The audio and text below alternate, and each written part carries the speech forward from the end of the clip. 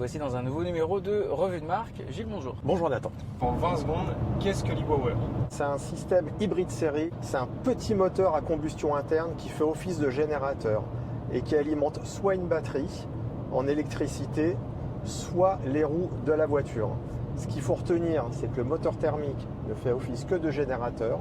Il ne faut pas recharger sa voiture, mais les roues ne sont actionnées que par l'électricité produite. On ne met que du carburant. Vous ne changez rien à vos habitudes.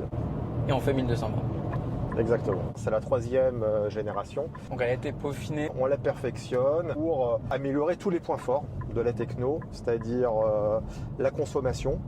Là maintenant on a un gain de consommation de près de 12% par rapport à la précédente, à peu près un 4,5 litres WLTP. Et d'ailleurs on le voit pour une motorisation hybride, finalement on n'a jamais été si proche du véhicule 100% électrique.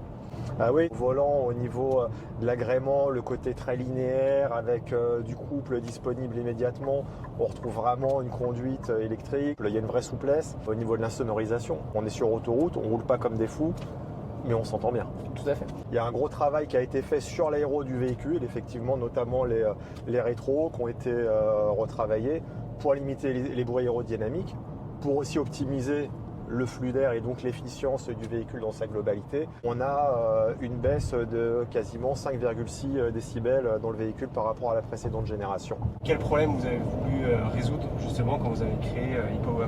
L'idée, c'était vraiment d'avoir une technologie de transition pour les personnes qui n'étaient pas encore prêtes à sauter le pas vers le 100% électrique. Un avant-goût de ce que peut être une expérience de conduite 100% électrique. Le silence, la souplesse, le couple disponible, la linéarité de la conduite. Donc c'était vraiment un axe fort de travail avec cette technologie e-Power. Bien sûr que Nissan est engagé sur l'électrique et il y a des nouveautés qui vont arriver, Leaf, Micra pour ne pas les citer, mais également Juke qui sera en 100% électrique. Mais il faut aussi qu'on soit capable de répondre aux besoins du marché. Le plan produit, tu nous l'as détaillé en 15 secondes. Par contre, Juke hybride restera également au catalogue en parallèle. Alors effectivement, il y aura un Juke 100% électrique. Juke hybride restera en effet. Et est-ce qu'on a comme ça encore une petite nouveauté qui pourrait arriver On a parlé également d'un petit segment avec nos amis de chez Renault. À une échelle fatidique, peut-être la barre des 20 000 euros. C'est un peu trop tôt pour le dire, malheureusement. Promis, je vous raconterai tout ça. Peut-être pour conclure, si tu avais 3 mots éventuels pour convaincre... Plus sobre, plus silencieux, toujours aussi agréable à conduire et désormais il est moins cher. Donc pourquoi se priver? Merci Gilles. Merci à vous, c'était un plaisir.